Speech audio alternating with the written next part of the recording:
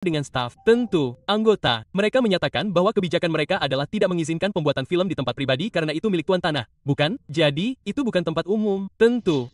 Dia bilang dia sudah mencetaknya dan sebagainya. Dia sudah mencoba menjelaskannya kepada Anda sehingga Anda. Oh, dia belum menunjukkan hasil cetakannya kepada saya. Saya memang memintanya untuk mencetaknya karena saya mengetahui kebijakannya. Jika mereka mencetaknya, jika mereka menunjukkannya kepada Anda dengan senang hati akan berhenti merekam dan tentu saja tempat itu. Jadi, kebijakan mereka, yang saya ketahui tentang pembuatan film di tempat DWP adalah, mereka menggunakan undang-undang HSSE, kesehatan dan keselamatan bagi pemberi kerja, tidak relevan bagi anggota masyarakat di gedung ini, yaitu, Anda tahu, tanggung jawab ada pada mereka untuk itu, dan di akhir cetakan itu, memang disebutkan bahwa meskipun mereka lebih suka para penggugat dan anggota masyarakat tidak merekam di sini, tidak ada yang dapat mereka lakukan untuk menghentikannya. Jika seseorang ingin merekam, misalnya, janji temu mereka tidak dapat dihentikan untuk melakukannya jika itu yang ingin mereka lakukan dan mereka harus ditawari ruang pribadi untuk melakukan janji temu mereka. Jadi, memang disebutkan dalam kebijakan tertulis mereka bahwa mereka tidak dapat menghentikan seseorang untuk merekam di pusat kerja jika mereka menginginkannya. Dan itu benar, mungkin itu sebabnya, tentu saja. Bunyinya, jika tidak ada alasan bisnis, jadi pertama-tama pastikan tidak ada persyaratan layanan pelanggan yang sah dari pembuat film sebagai pelanggan DWP yang tidak ada. Kebijakan DWP adalah, Alright guys, buckle up, because this is where everything changes. The calm silence of the job center shatters as the police arrive, policy in hand, and the tension in the air thickens instantly. The officer begins reading what they think will justify the manager's complaint, but the auditor's eyes say it all. He's heard this script before. What starts as a polite explanation quickly turns into the opening move of a legal chess game, and the officer has no idea he's already 2 steps behind.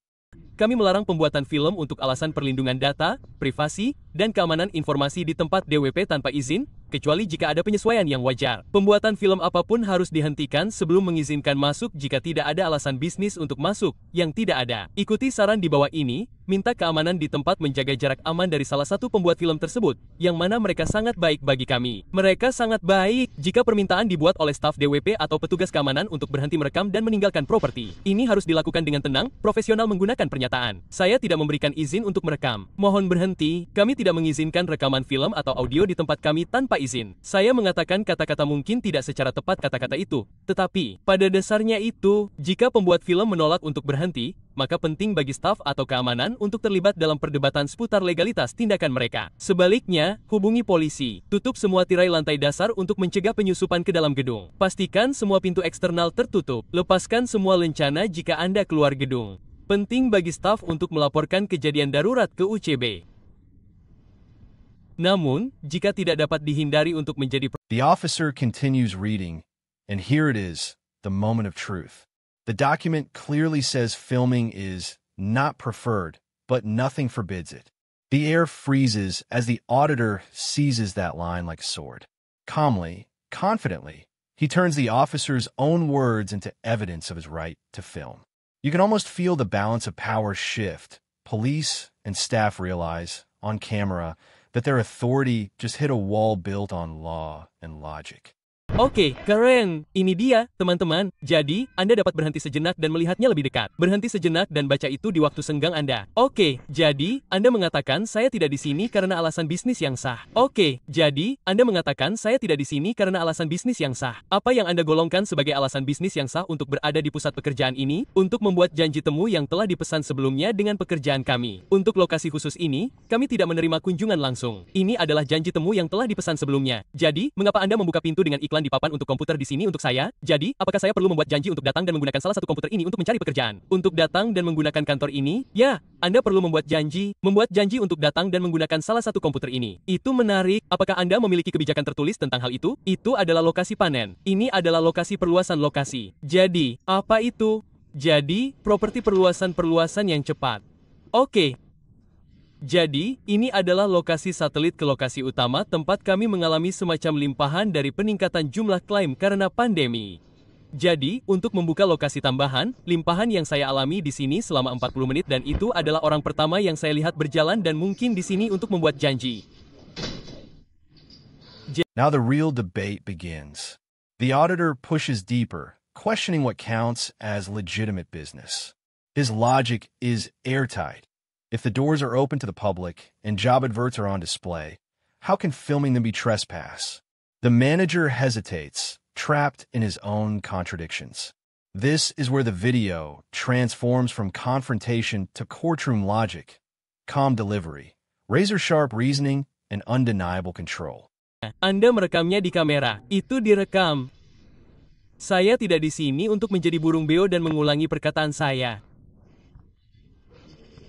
Baiklah, tidak apa-apa. Anda dapat bertanya kepada mereka. Saya sudah memberitahu mereka, tidak bermaksud menyinggung. Tetapi Anda tahu, Anda di sini sebagai pengamat. Ini adalah ahli pelanggaran sipil. Anda di sini sebagai pengamat dan hanya itu saja kewenangan Anda. Pelanggaran sipil tetaplah pelanggaran sipil, terlepas dari apakah mereka telah menulis kebijakan atau tidak. Hukum ya, mengatakan Anda tidak memiliki izin untuk berada di sini dengan alasan yang sah. Oke, itu masih pertanyaan. Oke, dan itu bukan urusan Anda. Ini masalah perdata. Ini masalah perdata, bukan masalah polisi. Ya, oke, baiklah, dan baiklah, jika itu masalahnya, baiklah, jika itu masalahnya, benar, jika memang begitu, maka ini adalah masalah pelanggaran. Oke, apakah Anda memiliki yurisdiksi atas pelanggaran sipil? Saya hanya ingin tahu, apakah Anda memiliki yurisdiksi atas pelanggaran sipil atau Anda di sini untuk mengamati? Benar, jadi, urus saja urusan Anda sendiri dan saya akan menyelesaikannya dengan mereka. Mereka masih tidak tahu. Begini, lepaskan lencana geng dari seragam Anda. Kita mungkin bisa melakukan percakapan yang sopan. Bicaralah kepada saya seperti itu. Ya, saya... Here comes the standoff. The auditor looks straight at the officers and drops the challenge.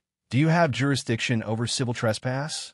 That single question cuts through every badge and title in the room. The officers pause, unsure, and for the first time, the tension flips, the enforcer is now on the defensive. This isn't just defiance.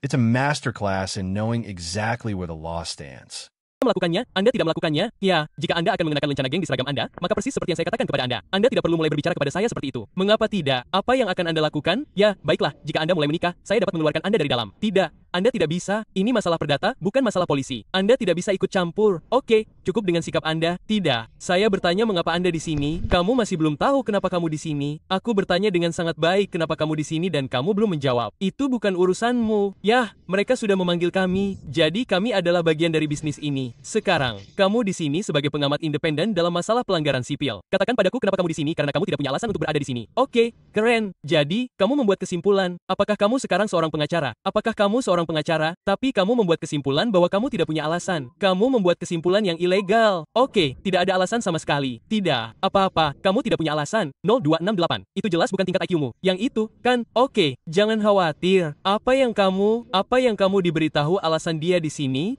Sesuatu tentang merekam informasi yang ada di papan. Oh, oke. Yang dilakukan segera setelah memasuki gedung. Ya, jadi di luar, itu.